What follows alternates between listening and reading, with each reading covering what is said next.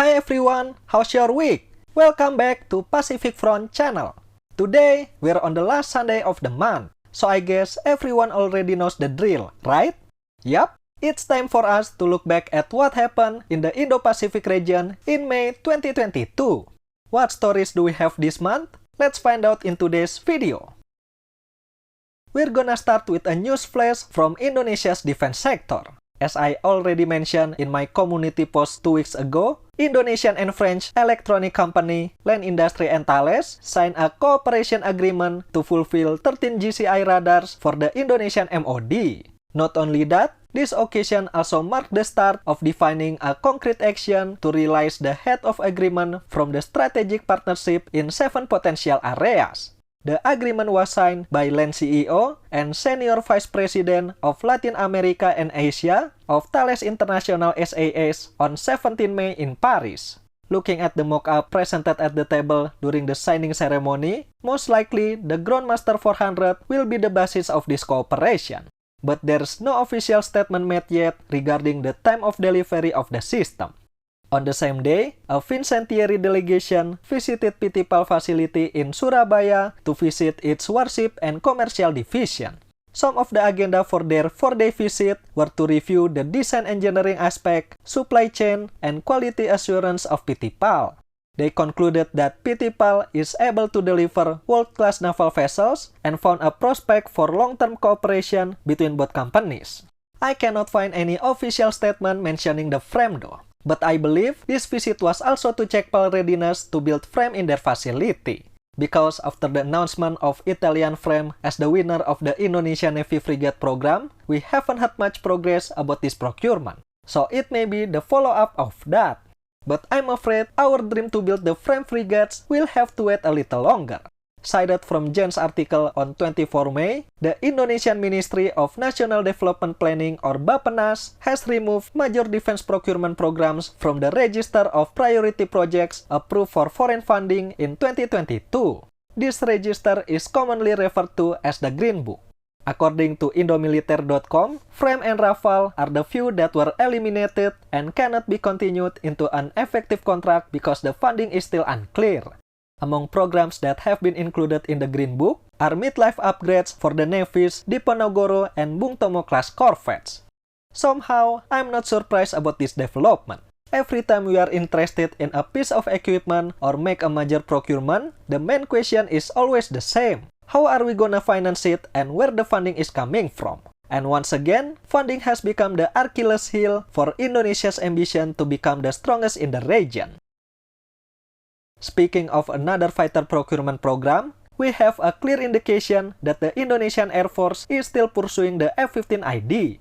During his visit to the US to receive the Legion of Merit for Commander Medal, the Chief of Staff of the Indonesian Air Force and his US counterpart were also discussing Indonesia's defense modernization initiatives, including the proposed procurement of the F-15ID and upgrades to existing platforms. On this occasion, he also made a working visit to the U.S. Secretary of the Air Force in the Pentagon to talk about Foreign Military Sales or FMS and Foreign Military Financing or FMF. So, don't worry Eagle fans, despite what we discussed a few weeks ago, the Air Force is still aiming for the F-15ID. Just hope it can be approved by the U.S. Congress quickly and get the funding it needs. Moving on to Singapore, this month, Singapore and a Baltic state Estonia signed a defense cooperation agreement between the two countries. A memorandum to strengthen defense cooperation between Singapore and Estonia was signed by the defense ministers from both countries in areas such as defense policy, personnel training, conscript service, cybersecurity, total defense, and citizen engagement. The two ministries also signed a second MOU on strengthening cyber cooperation. The 4-day visit of the Singaporean delegation included bilateral meetings at Estonian MOD and visit to NATO Cooperative Cyber Defense Center of Excellence, the Cyber Range CR-14, and also called on by the Estonian Prime Minister. Estonia can be said as a non-traditional partner for Southeast Asian countries. The distance between the two regions and the difference in culture and climate makes it hard for a country in these regions to begin a relationship if there are little or no similarities with each other. But Singapore and Estonia managed to find those similarities. Both are small countries who live next to large neighbors, also a strong believer of total defense, conscript forces, and open economy.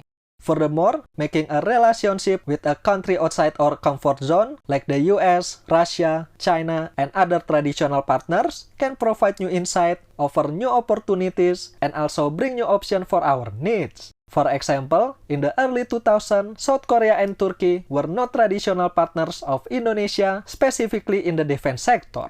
Fast forward 20 years later, now we're developing fighter jets and tanks with them. And the last story of the day comes from Australia.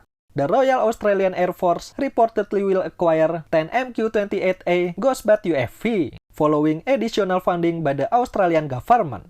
The new investment of 454 million Australian dollar will deliver 7 Loyal Wingman UAV, recently named the MQ-28A Ghost Bat, to come into service with the Royal Australian Air Force by 2024 or 2025. The MQ-28A Ghost Bat is a stealth, multi-role UAV developed jointly by the Royal Australian Air Force and Boeing Defence Australia. It is designed as a force multiplier aircraft capable of flying alongside manned aircraft and performing autonomous mission independently using AI. The full-scale mock-up was revealed at the 2019 Avalon Air Show, while the first test flight was conducted in early 2021. 3 prototypes have been made so far, with the third prototype will begin its first flight test this year. Here we are in the beginning of a new era of air warfare, an era where humans and AI work together side by side in a combat environment, and the Ghost Bat will show us a glimpse of it. Now, we're still figuring out how the training and operation will look like in the future. But if the system works, there's a high chance that it will be produced more for Australia, the US, and all F-35 operators around the world. Just like what they did with the Wedgetail. It was first developed to meet Australia's requirements, but now everyone wants it. And that's it for today. Defense update from Indonesia. The Indonesian Air Force aim for the F-15ID continues. A defense cooperation agreement between Singapore and Estonia, and Australia's plans to have 10 MQ-28A Ghost Bat. What do you think about these stories? Let me know in the comment section below. Thank you for watching everyone, and I will see you in the next one.